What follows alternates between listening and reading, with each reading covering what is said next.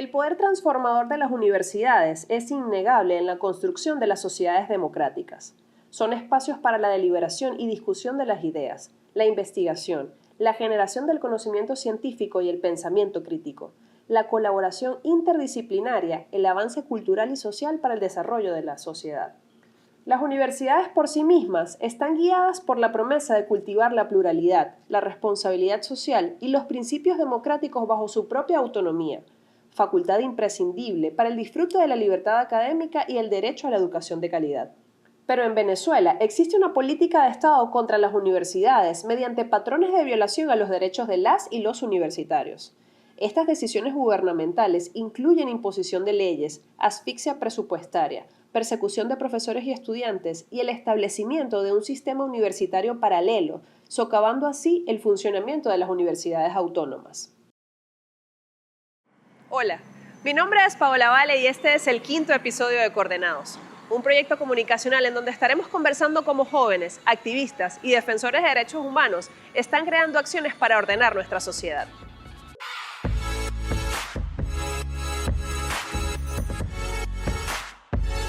Para conocer más acerca de la situación de las universidades en Venezuela, los derechos estudiantiles, los derechos de los profesores y trabajadores universitarios, y cuál ha sido la política de Estado en esta materia, conversaremos con Carla Velasco Silva. Carla es abogada graduada con honores con maestrías en Ciencias Políticas y Derecho Público. Es diplomada en Derechos Humanos y es candidata a doctora en Ciencias Políticas. Es profesora universitaria, defensora de los derechos humanos y directiva en Aula Abierta. La preocupación por la educación es una constante en nuestras sociedades, y más en Venezuela, en donde el sistema educativo se ha visto gravemente afectado por la política de Estado en el marco de la emergencia humanitaria compleja que sufre el país desde el 2015. En los últimos años, la Universidad Autónoma Venezolana ha centrado sus esfuerzos en atender la mayor carencia de recursos que ha tenido en su historia, además de preservar su gobernabilidad, enfrentar amenazas, eludir acusaciones y, más recientemente, sortear con las consecuencias del éxodo de sus estudiantes y profesores. Y aunque el gobierno mantiene la narrativa de una mejoría en el sistema educativo y de un aumento en la matrícula, la realidad es que la cantidad de jóvenes que no pueden estudiar o que han abandonado sus estudios ha aumentado. Carla, ¿cuál es la situación de los jóvenes en Venezuela actualmente?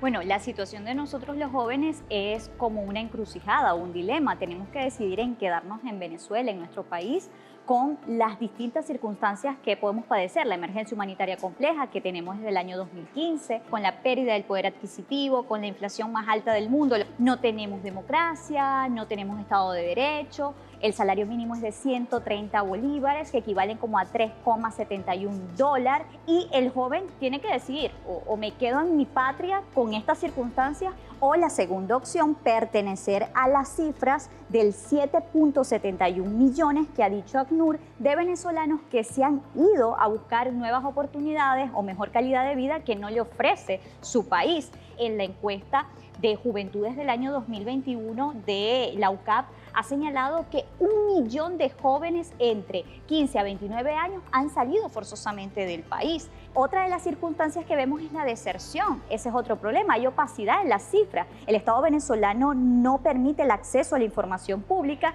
y las universidades también son herméticas para dar ese tipo de cifras. Aproximadamente en el 2019 esa deserción era entre 40 y 50%. Al año 2023 especulamos que pueda ser mayor.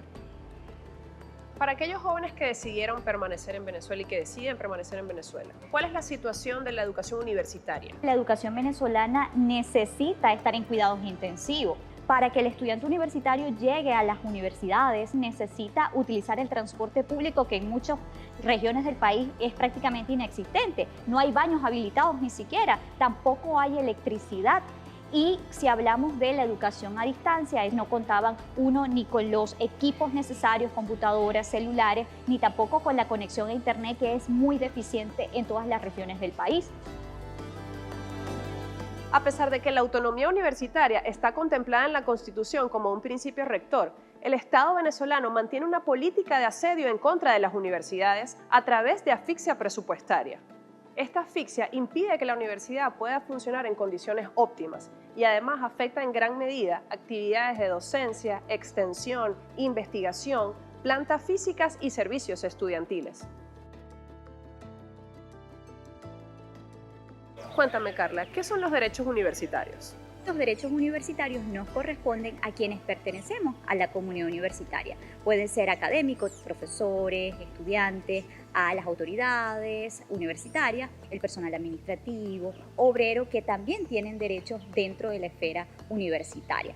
Dentro de esa gama de derechos tenemos a la libertad académica, porque permite la búsqueda y transmisión del conocimiento a través de cualquier medio. Derecho a la libertad de expresión, a la libertad de asociación o reunión pacífica. El derecho a la educación es fundamental para poder realizar todos los quehaceres de la academia en la universidad.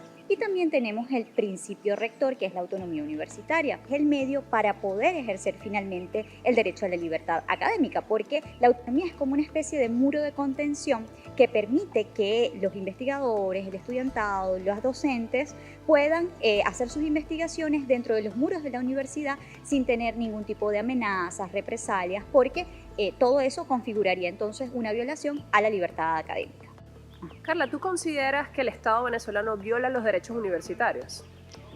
Afirmativamente, Paola, podemos hablar de que existe una política del Estado venezolano contra las universidades, las y los universitarios. La violación al derecho a la libertad académica por el adoctrinamiento. Desde el año 2000 existe un sistema paralelo de universidades donde el Estado pretende, mediante el Estado docente, adoctrinar e implementar el socialismo dentro de las casas de estudio, es decir, creando una sola línea de pensamiento, lo cual va en contra de la universalidad que deben tener las casas de estudio de educación superior. La asfixia presupuestaria, hay un déficit de un 99%, es decir, estamos hablando de que las universidades reciben un 1% del presupuesto solicitado y además cuando lo reciben de forma tardía. Los salarios de extrema pobreza que padecemos, el profesorado universitario, el profesor titular, es decir, el de más alta categoría gana $18 y el profesor instructor, el que va iniciando, menos de $11.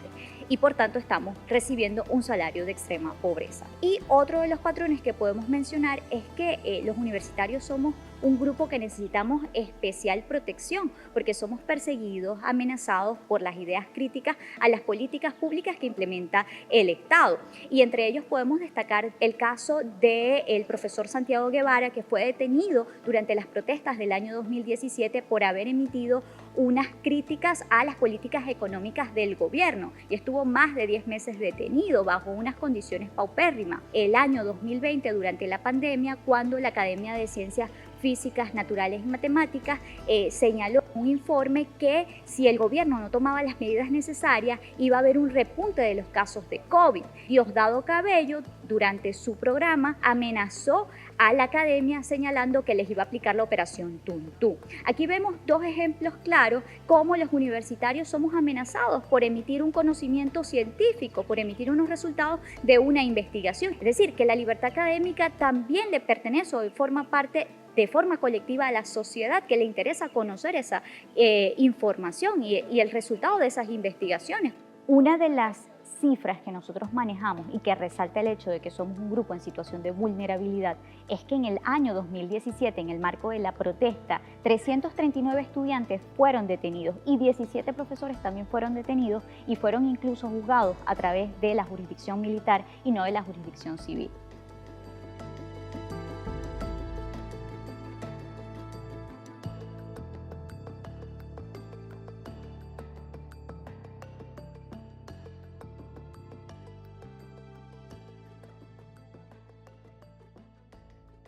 Desde el 2016, los activistas de Aula Abierta han dirigido sus esfuerzos para alcanzar el reconocimiento de la libertad académica como un derecho humano autónomo y han documentado y denunciado las sistemáticas violaciones a los derechos humanos de los universitarios ante organismos nacionales e internacionales.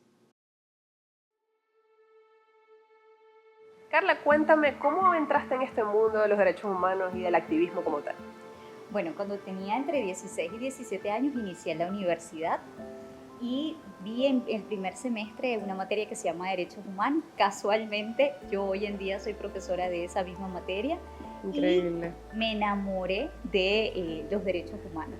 ¿Y en qué momento es que haces como la unión con Aula Abierta? Soy muy, pero muy afortunada de formar parte de ese equipo tan productivo. La parte de También, formación ustedes también la atienden. exactamente, la formación académica y el Aula Abierta es una organización no gubernamental que tiene estatus consultivo ante el Consejo Económico y Social de Naciones Unidas y hemos tenido la oportunidad de tener derecho de palabra ante el Consejo de Derechos Humanos de la ONU.